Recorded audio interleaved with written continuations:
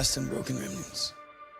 Vow to undo the heirs of our ascendants, to make the earth whole, the lost unlost, at peril of our own birth. 30 seconds. In the future, we've developed a technology to project conscious mind to a host body. You recognize Marcy has a significant intellectual disability. It had. In our time, many years from now, humanity's been all but wiped out. We've come back to change that. So first thing you should know when considering whether to watch this series is that the cast is full of relative unknowns, and none of them are likely to become huge stars in the near future, as they don't have too much room to show off any significant acting abilities. The standout is probably Jared Abrahamson, who plays an old man in a 17-year-old's body. He's basically a high school jock who's actually secretly a genius who's like 100-something years old. Now, it's possible that the concept is simply more entertaining to watch when it's an old man in a young man's body, which makes his scenes stand out, and not that he's actually a better actor, but his scenes are more memorable than the rest.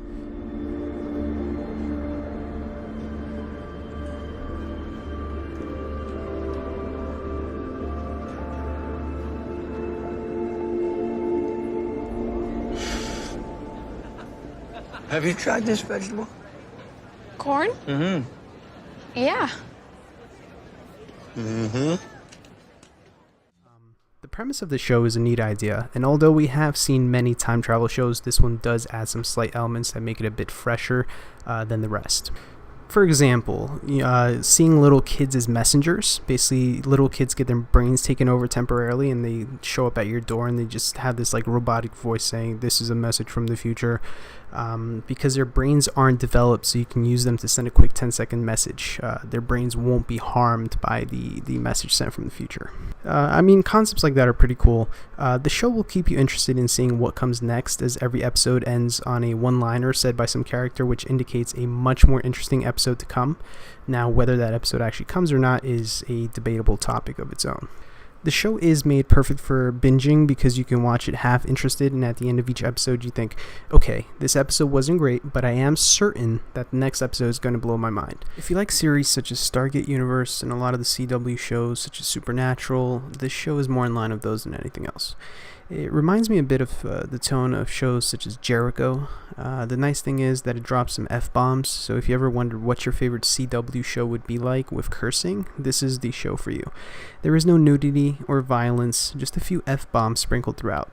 There are a few sequences which make you think, I didn't expect to see something like that in a TV show, which I do have to give credit for. But those are very far and few between. The show is very centered on the 5 principal characters, and it does not stray from that focus, so if within the first few episodes you learn that you like any of the main cast, it is safe to say you will enjoy the rest of the show because they are front and center throughout. Now, another cool aspect is that each team of travelers has its own skill positions, making the show almost like an RPG video game. There's the doctor, the historian, the engineer, the fighter, and the team leader on every single team. Whenever a team loses one of these characters, they can barely function, as each has their own critical role to play, and they were basically trained to go back together as a unit. The show has a lot of potential interesting areas to explore with the ideas it sets out to create. After watching the first half of the first season, it is difficult to say if it will ever take the steps to exploring these ideas. The dialogue isn't particularly great. There are a few nice moments of future technology being used, by the team, but the dialogue itself is kind of that clunky CW forced emotion kind of thing. It also isn't explained how they get the future technology that they use in the first place, unless they somehow create it in the past, which wasn't shown at all. But the biggest criticism is that there are huge world-ending stakes which you never really care about.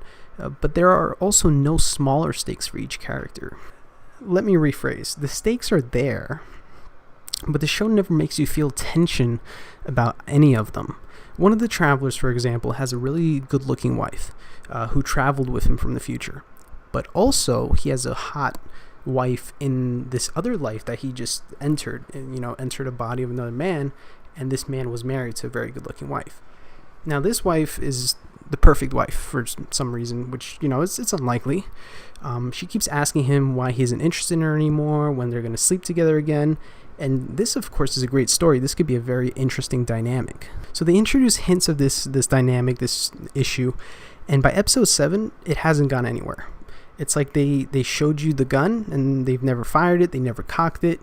The show maybe gives 3 throwaway lines about, oh, we haven't slept together in so long, but that's it.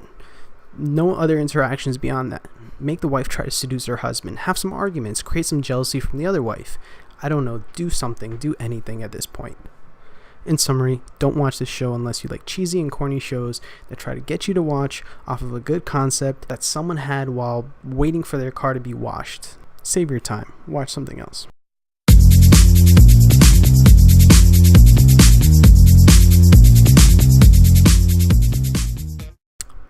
Alright, so the first rewrite I would make is add a compelling and dark villain from the future who traveled back in time to hunt travelers and kill them, right?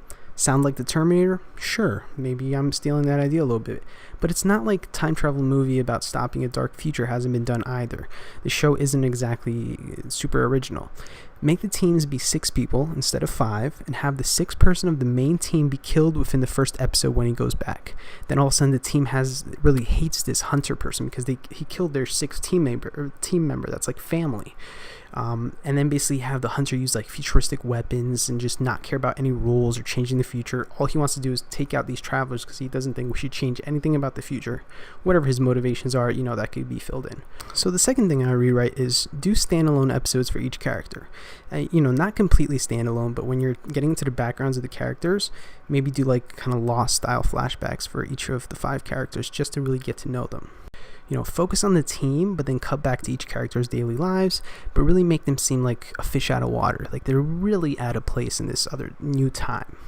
For example, in the first episode, one of the characters does not know what "Are you okay?" means because he gets a text and it's spelled R, the letter R, and the letter U, and he reads it as Roke or something like that. That seems like a pretty big gap in understanding. That is literally the only instance of a misunderstanding of that nature so far. The show just decided, hey, let's make these characters really out of, fish out of water for 1 second and then forget about that whole plot line for everybody. Make each character struggle to keep their secret in each episode. It shouldn't be so easy to fool people. You're a 100-something-year-old in a 17-year-old's body. Show the high schooler at a football game, not knowing how to play football, because there is no football in the future and he's an old man. How do you not take advantage of a scene like that? Instead, they just have him quit football because he likes science. That's such a wasted opportunity, in my opinion. So the final rewrite. You have no ratings restrictions, you can drop F-bombs, why not have more violence, more sex, more nudity, more adult themes, anything. The show feels like it is rated PG with occasional F-bombs dropped in. It's the strangest thing ever. It is the most tame looking show in terms of tone I have seen in a long time, and yet it has like 3 or 4 moments where you go, what the hell just happened? Did my Netflix cut to a different show? This is a lot darker than the show that I've been watching this entire time. Just stick to a tone and deal with it. Just stick with one goddamn tone. Have the team make hard decisions, such as having the teen, for example, kill his own mother because she finds out he's from the future, and protocol is that he can't have any witness of that. Something dark, something that will make you say, wow, this show is daring. The rule is they can't kill unless a person is interfering with their goals, and they can't save lives either, so they have to basically watch people die. But the show doesn't really go far enough, doesn't make you feel this struggle at all. The show touches on both these points, but it never commits. Now, if the dialogue didn't remind you every character was from the future, you could never tell on your own. They don't act that much different than the people in the present. They don't have less empathy or act as if they have seen some dark things. They all basically act like they're preteens out to save the world, who have feelings for all of their fake families, which they have just been introduced to. Like, come on, that doesn't even make sense. You mean to tell me an old man from the future who has seen millions of people die, people starve to death in an overcrowded bunker, doesn't want to upset his mother that he didn't do his geography exam? So instead, how about do the opposite? Show how detached these characters are from reality, that they are so callous and have no idea how to interact with people from the future or from the present. I doubt we become better people in the future when we all destroy ourselves.